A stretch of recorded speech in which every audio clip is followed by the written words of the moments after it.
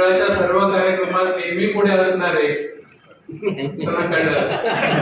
प्रकाश देशपांडे, उपस्थित असलेले माझे मित्र, सर्व स्नेही बंधू भगिनी, आज या ठिकाणी बोलताना मला अडचण झाली आहे, कारण एका बाजूला खरे डॉक्टर आहेत, समोर 2-3 खरे डॉक्टर आहेत, बाकी वकील झालेले डॉक्टर आहेत आणि नुसतेच वकील असलेले आमच्यासारखे तिथे सगळेजण आहेत.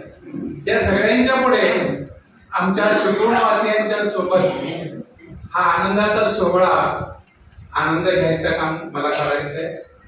मी सुरुवातीला साठे सरांचं मनापासून अभिनंदन करतो, धन्यवाद देतो. आमचे वर्गमित्र त्यांच्याबरोबर तिथे उच्च न्यायालयात प्रॅक्टिस करतात, त्यामुळे त्यांच्याबद्दल खूप माहिती मिळाली आहे.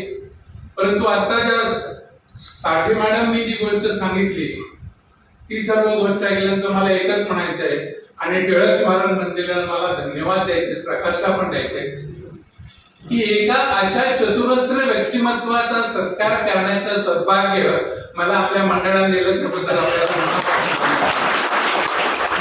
अगदी जमिनीला लागून असलेला असा माणूस आहे. परंतु मालघरचा आहे, शिरळचा आहे.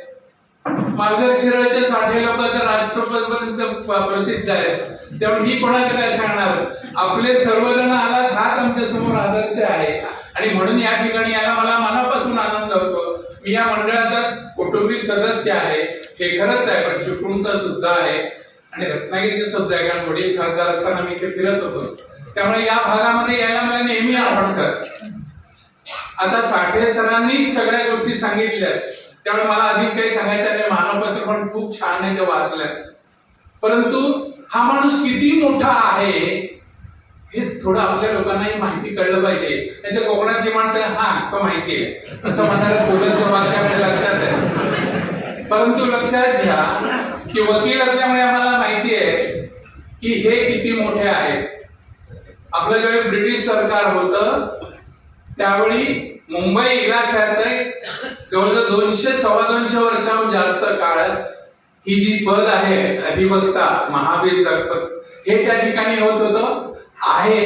आणि त्यानंतर महाराष्ट्र सरकार आल्यानंतर महाराष्ट्रात आलं, त्यामुळे एवढ्या 200-225 वर्षाच्या परंपरेतल्या त्या रत्नावलीतलं एक आपलं अपरांत रत्न आपण मला वाटतं आम्हाला आनंदाचा आणि अभिमानाचा क्षण आहे, हा कोकणाला अभिमानाचा क्षण आहे. रत्नागिरी भारतच्या वतीने सुद्धा मी आपल्याला धन्यवाद देतो. आपण कार्यक्रमात येणार आणि अशा प्रकारचे जर 200-225 वर्षाची नावं बघितली तर आपल्याला फक्त एकच नाव देतो, जे मॅरिएट, ते आपल्याला दुसऱ्या क्षेत्रात माहिती असेल. पण हा माणूस सुद्धा त्या ठिकाणचा महाधिवक्ता 16 वर्ष मुंबईचा होता. त्यानंतर झालेले त्यांची नावं जमशेदजी कांगा होते, फुलाबाई देसाई होते, नंतर त्या ठिकाणी मोतीलाल सेटरवाड होते, जे नंतर अटॉर्नी जनरल झाले पहिले. दिल्लीला मगाशी साठेबाईंनी सांगितलं की सर्वोच्च पद मिळालंय, माझ्या दृष्टीने अटॉर्नी जनरल अजून शिल्लक आहे आणि परशुरामाच्या कृपेने सुद्धा ते तुम्हाला मिळालं. आणि आतापर्यंत तुम्ही पुन्हा एकदा सत्कार करायची संधी आपल्या सर्वांच्या सगळ्यांना मिळेल.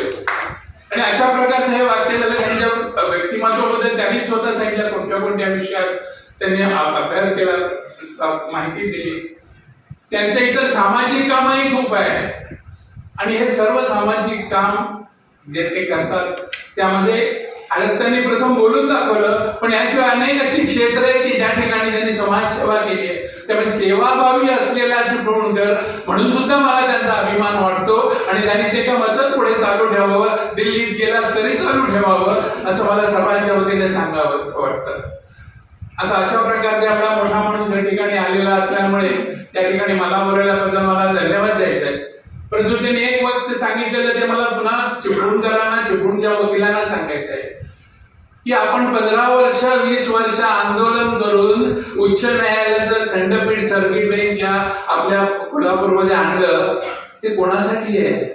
तर आपल्या वकिलांनी तिथे जायला पाहिजे. आम्ही 73-75 वर्षवाले काय होईल मला माहित नाही, पण ज्या ठिकाणी जे आपले वकील आहेत त्यांनी सुद्धा यांच्याकडून आवश्यक ते शिक्षण घेऊन कोल्हापूरला जाऊन आपल्या आपल्या लिटिगंटची कामं चालवावीत असं आवाहन करावं असं मला मुद्दाम वाटतं. ही संधी मी या ठिकाणी देते आणि एवढ्या मोठ्या कार्यक्रमामध्ये चिपळूणकरांसोबत ही संध्याकाळ उचित अर्थाने विनयना तुमच्या सोबतीने घालवण्याची संधी मिळाली आणि एका चांगल्या आदर्शाला भेटण्याचं मला भाग्य लाभलं. त्याबद्दल पुन्हा एकदा प्रकाश देशपांडेला धन्यवाद देतो, या मंडळाला धन्यवाद देतो, डॉक्टरना धन्यवाद देतो, डॉक्टर वकील असलेल्यांना सुद्धा धन्यवाद देतो.